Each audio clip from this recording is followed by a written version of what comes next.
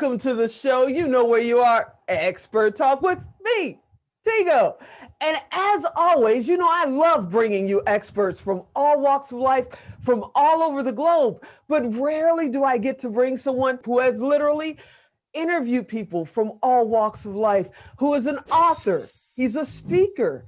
He's been on stages that you and I maybe even dream of. And he's actually got a really cool event that I actually get to be a part of. Now, what is Tigo talking about now? Today, we have Reid on the show. So sit right there. We'll be right back. Expert Talk is brought to you in part by PodNation TV, the podcast to broadcast network.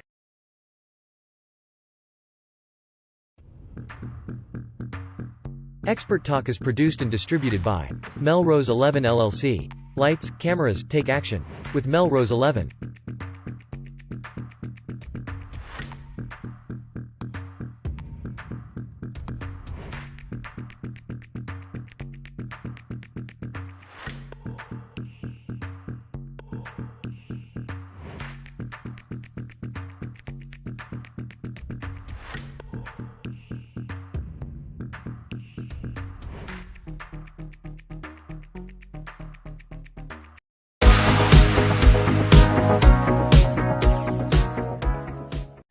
Greg, welcome to the show. And here we are. I've been looking forward to going face to face, knees to knees with you. It's lives.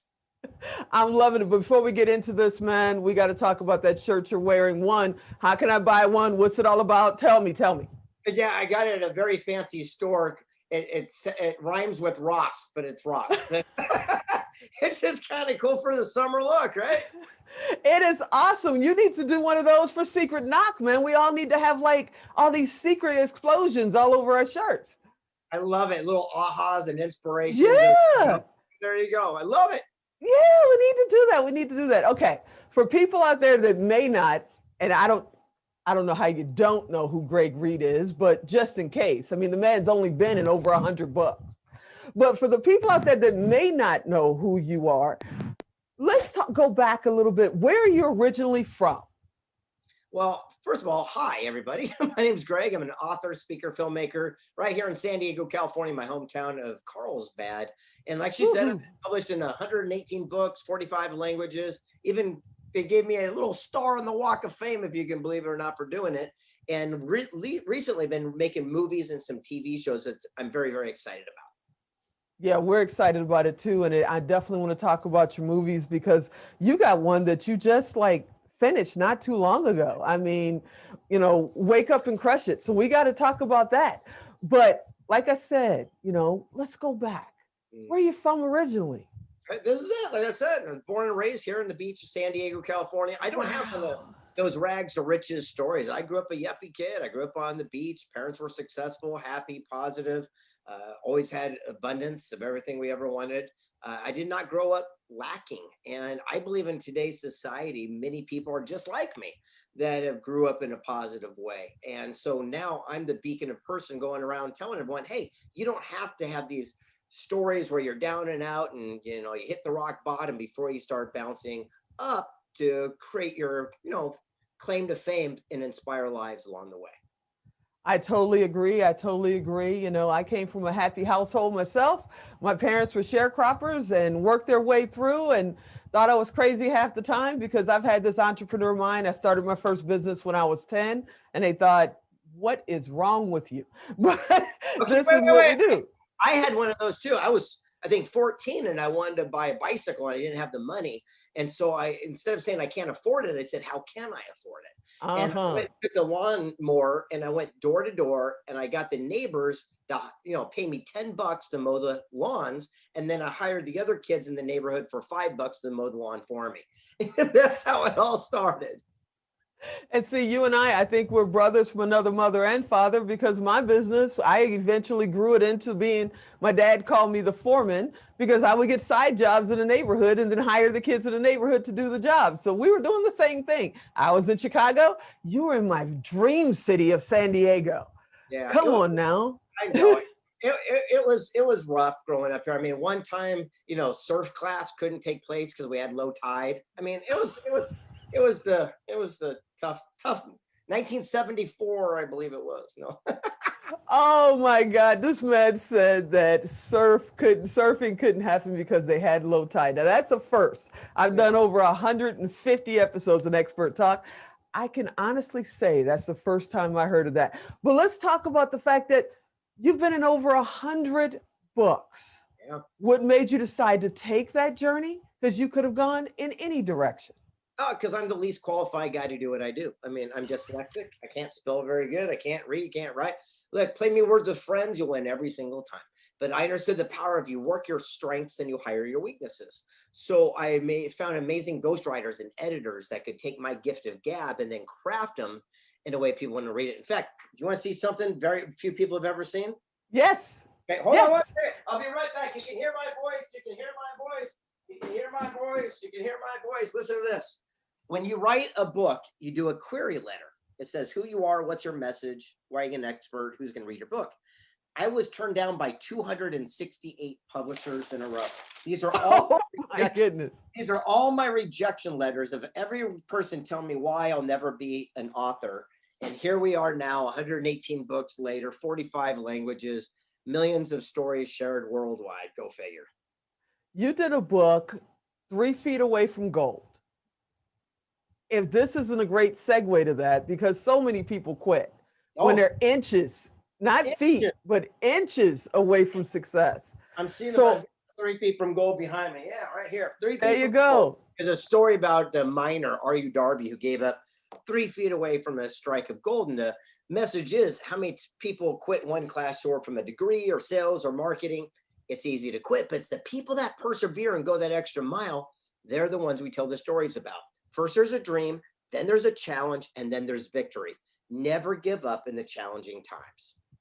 Now, when you say that, and you just showed me over 200 rejection letters, the average Joe would have gotten 1, maybe 2, and said, writing's not for me. Clearly, I don't know what I'm doing. I'm out. How did you keep going and say, I just need to find the right publisher? Yeah, well, it's something called the knowing. See, I didn't hope, wish, believe. I just knew I was onto something. I just didn't know how. So I didn't take it personally. It's like the 5 agreements or whatever. And so, or 4 agreements. So I just knew for myself, I was onto something. I just had to find the system. And, it was interesting. One quote from the first book called The Millionaire Mentor was shared 37 million times last year. And you've seen it on bumper stickers, coffee mugs. You just didn't know it was my quote, but when you Google it, you'll find it. And it's all about goal setting. It says a dream written down with a date becomes a goal broken down into steps becomes a plan backed by action makes your dreams come true. That comes from that book that was turned down 268 times. Ooh. And how many millions and millions of people would not have been inspired by that? Just one quote from that book alone, if I would have let someone else tell me what I could or could not do. So what took you from being an author, because I'm dyslexic as well, so you are definitely a mentor for me, being an author and saying, okay, I've got this, I'm doing it, I've got my first book out, here comes my next, I'm going to be a co-author in something else. You could have just stayed in that niche and never went anywhere else. What made you decide to start speaking from stages? Well, it was interesting. I actually started from stages, and that's how I became an author. I was speaking at a local university after I sold my business for a really nice little chunk. And some kid came up and says, you should write a book. And I go, I've never really read a book. I go, that's a great goal.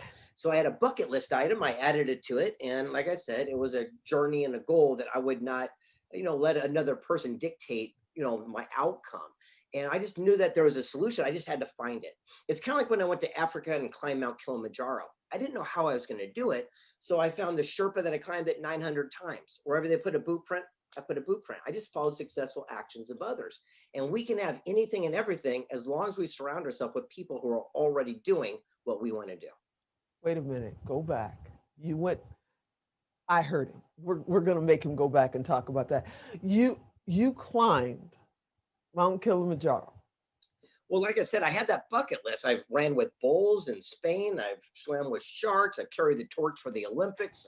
Yeah, you name it. I've made major motion pictures. Whatever you can think of as a kid, I wrote down on a list, and I had to cross every single one off before I passed away. And unfortunately, I know it sounds strange, unfortunately, I crossed the last one off 2 years ago. And it was a surreal moment when they gave me an honorary PhD and then another one where I became a doctor. And so I just realized I could start a new bucket list, but I did something special. I sat my Okay. son down, who's 9 years old, and said, let's start your list. And I'm going to tell you right now, I got more enjoyment helping him cross those off his bucket list than I ever got of mine. So, one, what scares you? Anything? Everything scares me. I just do it anyway. Now, there's so many people out there that are afraid to even go out their front door, especially now. I mean, people could be watching this in 2034 and not even know what COVID is. But right now, we're coming out the backside, hopefully, of this COVID thing. And people are scared to go out their front door, but you are taking on the world literally. And you're telling me that everything scares you, but you do it anyway. How do you do it? Well, Steve Wozniak, the guy who created Apple with Jobs, he sat me down one time and says, here's the secret. He goes, most people run from their lack or their fears. He goes, we ran towards ours. I said, what do you mean? He said, well, when these little microchip processor thingies came out, they were very expensive. We could only afford one. Jobs sold his car. I sold my calculator. We pooled our money to buy one. He goes, but Hewlett Packard and IBM would make machines that go from A to B with 20 chips. They're all the money of God. He said, I'd pull away 5 and go from A to B with 15. I'd pull away 5, get it to work with 10. Eventually went from A to B using our one chip. He goes, we weren't trying to be innovative, but by finding the shortest, cleanest path, we changed the way people do personal computing for the rest of their life. He goes, where could you be right now in your own life, your own business, if you stop looking at something as your challenge, but it might just be your greatest blessing, greatest opportunity in disguise. Do you believe that people stop themselves? I mean, there's naysayers everywhere. You can't do that. That's not for you. We don't do this in the family. We're, construction workers. We're first responders. This is what we do. And they talk themselves out of it. Do you believe that people stop themselves? No, I don't. I think they listen to other people's outside thing, and that's what stops them, because they get the idea, they get the inspiration, they get the aha moment, and then they let a family around the barbecue who's never done what they want to do talk them out of it. Successful people seek counsel, and failures listen to opinions based on ignorance, lack of knowledge, or inexperience. Counsel's based on wisdom, knowledge, mentorship. If you're family friends and I say I'm going to write a best-selling book, they're going to try to protect me and talk me out of it because I'm dyslexic and they've never written a book. I go to Jack Canfield, who wrote Chicken Soup. He's going to say, here's what you need to know, and give you counsel based on wisdom, knowledge, mentorship. If we would spend our activity only seeking counsel and ignoring opinion, that's the day our lives would change. Wow. Now, there are people out there, I'm sure, watching, and they're going, well, of course Greg can say that. He already said, he started the show with, he came from a great family. He had a great life when he grew up. So he doesn't know what it's like to be rough. He doesn't know what it's like to not know how he's going to eat tomorrow. So he can do whatever he wants. But me, my family's never done anything other than labor work. I can never be like this guy. What would you tell him? Well, if you go back and look at the most successful people on this planet Earth, all came from the most, low means of society. And we are not a product of, our environment. We're a product of our family dynamic. So that's what it comes down to. If we're loved, nurtured, encouraged, then chances are that gives us the wherewithal to go where we want to go. Almost every multi-millionaire, billionaire on the planet Earth today didn't come from a rich, successful lifestyle. Now, look, my family wasn't, well, I guess they're pretty wealthy now if you looked at it. But at the time, I didn't really look at that. All I did was find solutions. I saw what they were doing and I added my own spin to it. And I think that's the key today. So I've got a 9-year-old son. It's very interesting. Just last week, I asked him to clean his room and to do a bunch, make his bed and stuff like that, because we had people coming over. And it was very interesting. Another kid came walking out of his bedroom and went to his dad, who was here playing chess. He goes, hey, what do I do with this money? And he goes, can you hold on to it? I go, where'd you get that money from? He goes, oh, Colt, my son, gave me money. And I go, what did he give you money for? He goes, oh, he hired me to make his bed, clean his room and everything. And I pulled my son and I go, what are you doing? And he said, he goes, work your strengths, hide your weaknesses, man. And I'm like, what are you going to say? And I'm going to give you a paradigm shift. This is interesting. My son's completely life changed. And by the way, here's a CD he made when he was 9. He had the #1 album on Amazon. And wait. Your 9-year-old son had the #1 album on Amazon when he was a kid at 7. Yeah. And so, oh my goodness. yeah. So it's interesting. He's got a Spotify channel. You should go check this thing out. It's called Confidence is a Secret, right? And what he did is he took his words of wisdom, and then my hip hop buddy added music track underneath. Anyway, that's not the conversation. So here's the greatest aha. Okay. I was doing a podcast, and a woman asked me this question, and this is what changed my paradigm with my son. And she said, "Do you pay your son to do things he doesn't like to do, like, make the bed, pull the weeds, chores?" I go, "Absolutely. He's got to learn from the earliest thing." And she goes, "That's a shame." I go, "What?" He goes, "You're ruining your son forever." And I went, wow. I go, "Why is that?" And this is, I'm telling you, what I'm about to say, it's going to make your head hurt. Okay. Training your son from the earliest of memory, the only way to make money is to do something he hates. Ooh. And so I sat my son down and I said, "Colt, what are you good at?" He goes, "Man, I make these cool Instagram memes and TikToks." I go, "That's your new job. From now on, your allowances, you're going to make me all my cool Instagram memes and my stuff that goes on my Twitter. And in exchange, that's where you make your money." I go, "But the things about doing the chores and things, we'll just call that contribution because you live in a mansion, you got a good lifestyle." I go, "We'll do it that way." And changed everything. And so now the way he makes money is to do what he excels at. Wow. Yeah. See, you just changed my life because I have 3 grandsons, 14, he'll be 15 next week, 14, almost 2 and 6. And yeah, we're going to go about this in a whole new way just because of what you just said right there. That's amazing. That's amazing. Wow. Okay. That kind of opens the door for me though, because youth mentorship has been very important to you, correct?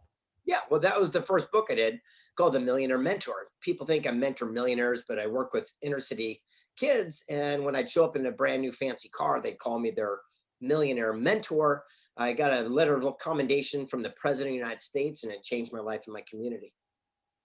You say this stuff like everybody else talks about. We ate carrots yesterday. This is really amazing things that you do. And you got your own little rope stance behind you. It's blowing my mind. It's like you got your own red carpet in your own office. That is the coolest thing ever. If you were not an author, a speaker, a filmmaker, what would Greg Reid be doing? Here's the funniest thing is I created the exact life I wanted. So this is what I would be doing, because I sat down at an early age and said, what would my ideal life look like? And it was, I would never set an alarm. It would be, I'd work my strengths and hire my weaknesses. It would be this. It'd be finding a way to get paid money to do what I'm already going to do. Hold on to that one for a second. It was finding the things that I truly excelled at, and then find a way to inspire others and bring them along the journey. See, you got me just kind of sitting here. I'm off my notes. It's just like, this is amazing. It's a mastermind class for me. I'm going, he's validating thoughts that I have and giving me whole new paradigms, to focus on. That's an amazing thing. Wow. Okay. You just finished a series. I saw it on IMDb. I said, okay, I've got to ask him about that. Wake Up and Crush It? Yeah, it's a new TV show, a reality show that we filmed. We just did the pilot so people could actually touch it and feel it, so I could shop it to the different networks. So that's where it's at right now. In fact, I've got the founder of the E! Entertainment Network coming in for my mastermind group next month. And I'm going to ask this person, sit them down again, seek counsel, and see how this game works so I can get out there. And then also next week, I'm filming a new movie up in Hollywood that I'm excited about as well. Well, we're going to take a quick break, and when we come back, we're going to talk to him about Beyond the Knock, because it's about a really cool thing called Secret Knock. So sit right there. We'll be right back. Expert Talk is brought to you in part by PodNation TV, the podcast to broadcast network.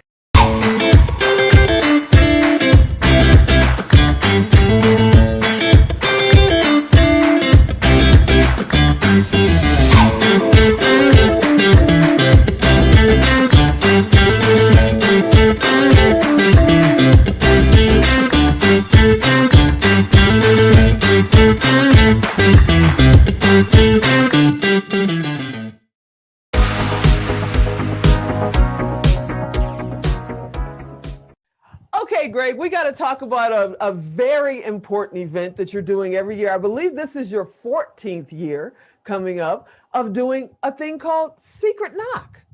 Yeah, we've been doing Secret Knock for quite a while now, and it all started, as a little side hustle joke type thing where people kept saying, "How do I meet your friends?" So in my living room, I invited 12 people to hang out with some of my influential, associates, and they said, "Do you need a ticket?" And I go, "No, just go door to door and do the secret knock. When I hear it, I'll let you in," as a joke. And it went on, and people told people, and now we're Forbes magazine, Inc., top rated event in the world for entrepreneurs. And the idea is surround yourself with people, again, that are getting the results that you want for yourself. For example, instead of someone talking about starting a clothing brand, imagine having tacos with a gentleman who started UGG boots, a multi-billion-dollar brand. Or if you have an idea for an invention, here's a guy who did that little magnetic strip on the back of a credit card. What would life be like if you hung out with the people who have actually accomplished what everyone else is just dreaming about? Yeah, it changes your complete life, and it opens your dreams to realities is what it is. And when I heard about it and heard we had an opportunity to be a part of it, that I got to actually come on stage with you, I said, I'm in,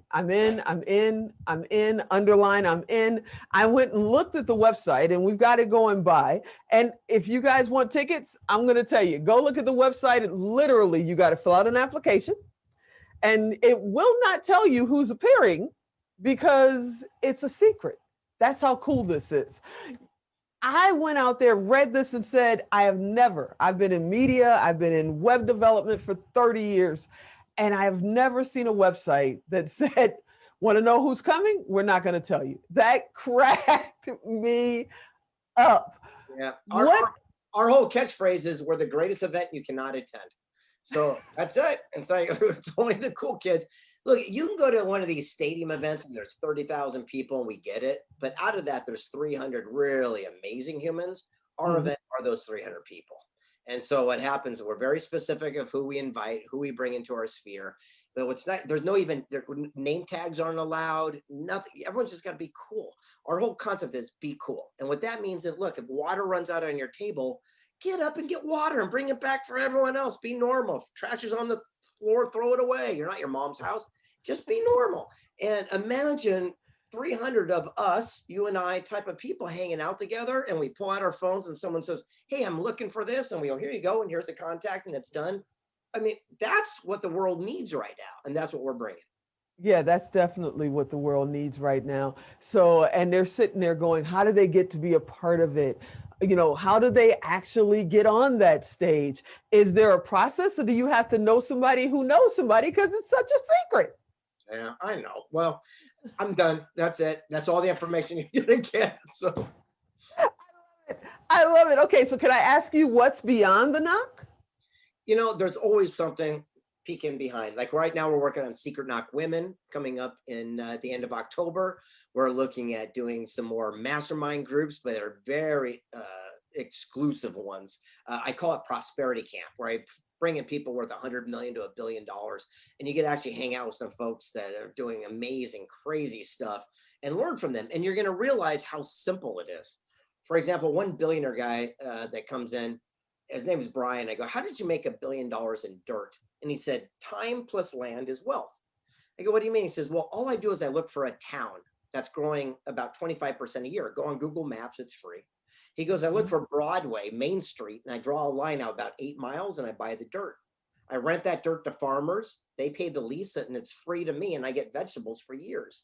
And as the town continues to grow at 25%, it ends up on my plot. But since I'm on Broadway, Main Street, and I own the biggest amount of land, that's what I resell to the big box stores for 800 times what I paid. $1 billion." Oh my goodness. It sounds so simple, but who thinks of that?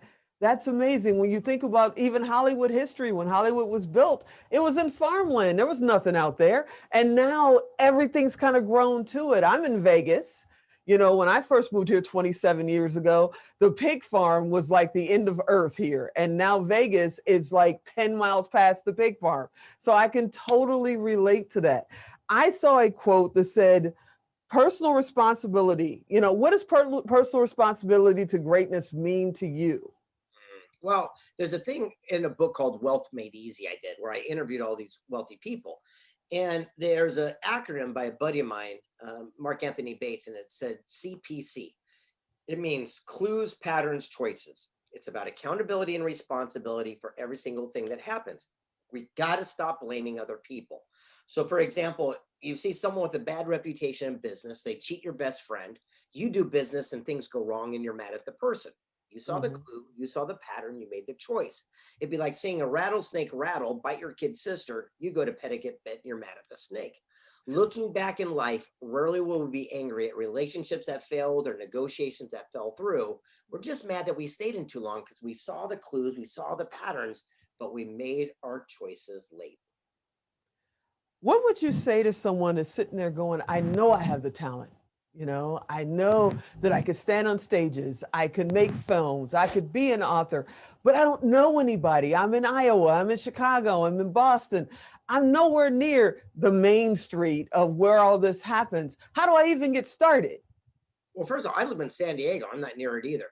And people, like you said earlier, was, oh, it's easy for you. Great. Look, everyone watching me right now, you've never heard of me a day in your life. And when I call people up, they've never heard of me either. The only difference is I call them. And the most successful people are the most available people. And that's the biggest takeaway. The most successful people are the most available people. If you're brand new, you're happy-go-lucky, you're fresh or cool. Top of your field, happy-go-lucky, got nothing to prove. In the middle, you're a pain in the neck. You're filled with ego, you're edging God out. Jump to the front of the line. It's easier to get to the founder of Remax Real Estate Corporation, a trillion-dollar enterprise, than your local Remax president down the street. So what I realized for myself is I'm just going to jump to the front of the line and go right to the source. That's amazing. What's next for you? You're already doing, like you said, you're living your dream life. What's next? What are you going to do next? I don't know. I guess it's more of these new things. Like I said, I've never done TV before, so I'm doing a new TV show. I had a successful movie with Wishman on Netflix, and now I'm working on another project, writing more books, doing more events. This is the life. You know, someone asked me the other day, they go, when are you going to retire? And I go, imagine having a job where you show up and everyone applauds when you walk in a room, and then they give you a standing ovation and pay you a bunch of money and tell you how great you are. I go, where am I going to find a replacement for this gig, right? So I think the life is pretty darn good. And more importantly, I think the takeaways that we can leave and the nuggets for people where they have those aha inspirations later on, that's what I thrive for the most. That's what inspires me. When I meet someone and said, hey, you know, I read something in your book 5 years ago, it changed my life, or that one thing you said that one time. And when we got in the industry, and you can attest to this, we said, if we could impact one person's life, then we did our job. Well, once you've impacted the lives of millions and millions of people, I think we think, how can we do it exponentially, even faster and more? Because again, sometimes all we need is one person to believe in us, to tell us what we can do. And eventually we can do just that. So are we going to see you and your son sharing a stage soon? Yeah, at Secret Knock. He comes to all of them. You know, it's interesting. Wow. Yeah, there's a hip hop artist coming. They did a song that's on YouTube right now that's doing pretty good. But what's interesting is he does a mantra. So before he goes to bed, he goes, my name's Colt. I'm happy. I'm powerful. I'm brave. I'm wise. I'm worthy. I'm successful. I help people. My name's Colt. So a buddy of mine took it and added all these tracks to it. And that's one of the first, things that took off on Amazon that was became a #1 bestseller. I want to thank you, sir. I'm totally looking forward to standing on that stage with you in September.